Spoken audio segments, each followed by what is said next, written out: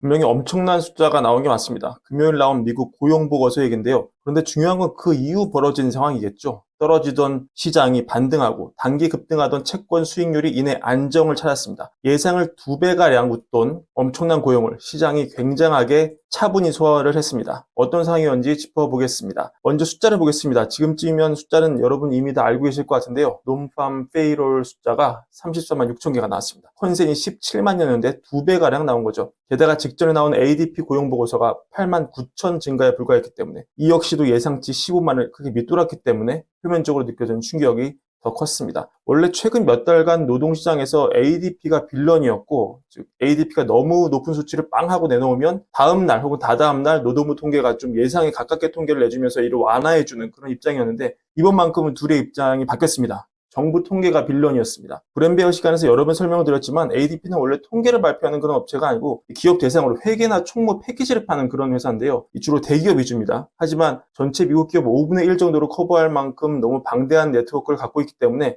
이 데이터를 가공해서 통계를 만드는 거죠. 반면 미국 고용통계는 기본적으로 서베이를 중심으로 만들고 당연히 훨씬 많은 예산을 들여서 정성껏 만들기 때문에 미국 노동부 통계가 더 믿을 만한 데이터라고 우리가 볼 수 있습니다. 그렇기 때문에 항상 ADP 고용이 정부 공식 통계를 웃돌았을 때 이 사업주와 연계되어 자동으로 데이터가 뽑혀 나오는 이런 구조 때문에 일종의 투잡, 쓰리잡을 뛰는 사람들이 걸러지지 않았다. 과대 예상됐다. 이런 의문이 제기가 됐고 실제 그런 측면이 있었는데 이번에는 오히려 미국 공식 통계가 훨씬 높게 나왔기 때문에 일단은 우리가 이 통계를 비교적 정확한 숫자로 받아들여야 할 것 같습니다. 자, 그럼 어디서 이렇게 많이 늘었냐? 세부적인 걸 좀 봐야 되는데 전반적으로 골고루 늘긴 했지만 이 비율상으로 가장 많이 늘어난 건 그 논란의 레저 및 접객 분야였습니다. 정부 공식 통계로 레저 및 접객 분야가 줄어들다 또 늘었다. 지난달 4만 4천 개 일자리가 이번 달 9만 6천 개로 2배 이상 늘었다. 이건 지금까지 노동시장을 괴롭혔던 이 빨간색 이 내러티브와는 좀 다르게 해석될 여지가 있어 보이는데요. 뭐냐, 이 말씀드린 빨간색 이 비율이 높았던 레저 및 접객 분야가 코로나 이후 급증한 거는 코로나 이후에 국경이 닫히면서 저가 일자리를 담당하던 이민자분들이 쫓겨나고 이분들이 돌아오지 못해서 생긴 일종의 미스매치였다면 이번 레저 및 접객 분야의 급증은 이보다는 이런 저가 일자리로 새로 일을 시작할 수밖에 없는 어찌 보면 취약한 미국 소비의 민낯을 보여준 게 아니냐 이런 해석이 좀 나올 수 있겠습니다. 왜냐, 10월부터 학자금 상환이 시작을 했고요. 보험료도 오르고 금리도 너무 오르고 초과저축은 줄고 있고 가처분 소득이 확 줄었다는 얘기죠. 그래서 이런 푼돈이라도 좀 벌어야 먹고 살 수 있는 어려움이 통계로 나타난 게 아니겠느냐 이런 해석이 나올 여지가 좀 있겠습니다. 그 증거로 임금 상승 압력이 좀 줄었다는 점, 지난달 시간당 평균 임금이 8월에 비해서는 0.2%, 지난해 9월에 비해서는 4.2% 올랐는데 이는 시장 전망을 밑도는 수준이었습니다. 따라서 낮은 임금을 받고도 일자리 나갈 수밖에 없는 그런 미국의 어려운 사정이 레저 및 접객 분야 일자리가 크게 증가한 배경이 될 수 있다. 이렇게 시장이 바라보기 시작했다. 이렇게 볼 수 있을 것 같고요. 게다가 지금의 불안한 경제 상황을 봤을 때 시장은 이번 고용 지표의 깜짝 수치를 일종의 피크 아웃으로 이제 진정 떨어질 일만 남지 않았냐 이쪽으로 좀 바라보는 것 같습니다. 실제 블룸버그 소속 안나웡, 스튜어트 폴 이런 분들은 이코노미스트 분들은 9월 조사 이후에 금융 조건이 급격히 악화되고 자동차 파업이 확대되고 있다. 10월 데이터는 9월보다는 무조건 안 좋게 나올 것이다. 이렇게 예측을 하고 있습니다.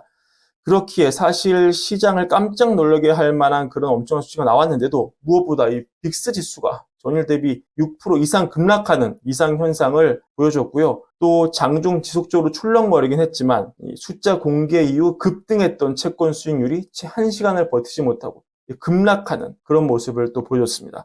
개부르 수익률이 뜨면서 장중에 쭉쭉쭉 올라가던 그런 과거 패턴과는 너무나 달라진 것이죠. 또한 고용시장 측면에서 배드 이즈 굿으로 바라보던 주식시장이 이날 초반 악재를 딛고 지속적으로 오르는 모습을 보여주면서 이제 시장이 고용시장의 숫자에도 둔감한 그런 쿨한 모습을 보일 정도로 단단해졌구나. 그동안 여러 번 펀치를 맞으면서 가진 내공이 상당하구나. 이런 점을 우리가 좀 알 수 있게 됐습니다.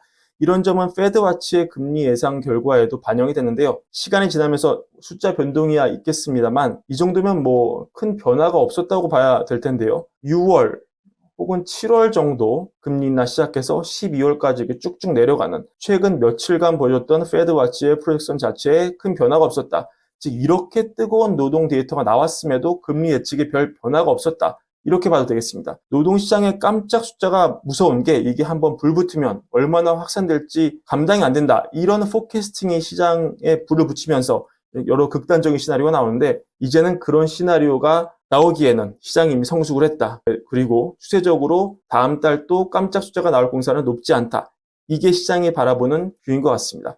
이렇게도 해석할 수 있을 것 같은데요. 만약에 지금 시장의 관심이 이번 달, 다음 달 금리를 올릴 거냐 말 거냐 여기에 집중돼 있었다면 오늘 수치가 굉장히 핫 이슈였을 거예요. 반응이 컸을 겁니다. 하지만 이미 관심이 단기는 이미 고점을 쳤고 얼마나 오래 가느냐가 논란으로 넘어갔기 때문에 이번에 석연찮은 이유로 한번 깜짝 고용이 나온 건 얼마나 오래라는 측면에서 볼 때 대세를 거스르는 데이터는 아니다. 어차피 이 숫자 나오기 전에도 빨라야 내년 6월, 7월 인허 시작인데 지금까지 9달이나 남았잖아요. 그 사이에 다양한 데이터가 나올 것이기 때문에 지금 숫자 좀 나온 거 보고 겁먹기는 너무 이르다. 당장 기준금리 내리고 올리는 그런 문제가 아니지 않느냐. 이런 식으로 좀 숫자를 폄하해서 바라본 것 같습니다. 그리고 결정적인 뉴스. 노동시장에 세게 한 대를 맞고 이게 뭐지? 이게 정신 차려보다가 헷갈리다가 문득 좀 마인드를 잡고 생각을 해보니 고용 데이터 전에 나왔던 이 뉴스, 바이든과 시진핑이 정상회담을 하는 이 뉴스, 이 뉴스를 통해 둘이 뭔가 결론을 내지 않겠느냐. 바이든은 내년 선거하려면 경기를 부양해야 되고 재정이 필요한데 지금 국채 수익률이 너무 높아서 채권을 찍기 어렵죠. 소화가 안 되니까요. 시진핑 입장에서는 여튼 미국과 어느 정도 화해는 하고 그래야 중국 경제 부양책을 치고 이 반도체 규제도 좀 풀어야 한다는 점. 그러니까 이 둘의 만남, 즉 정치 이슈가 둘이 주고받을 카드가 있다. 뭔가 그러니 나올 수 있다. 이런 기대감이 경제 이슈를 가볍게 덮어버리면서 시장에 긍정적인 뷰를 선사한 게 아니겠느냐.